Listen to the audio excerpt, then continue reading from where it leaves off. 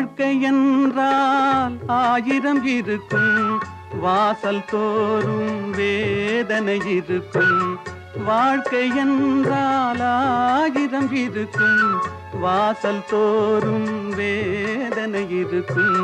வந்த துன்பம் எதுவென்றாலும் வாடி நின்றால் ஓடுவதில்லை, வாடி நின்றால் ஓடுவதில்லை. எதையும் தாங்கும் இதயம் இருந்தால் இறுதி வரைக்கும் அமைதி இருக்கும். மயக்கமா கலக்கமா, மனதிலே குழப்பமா, வாழ்க்கையில் நடுக்கமா.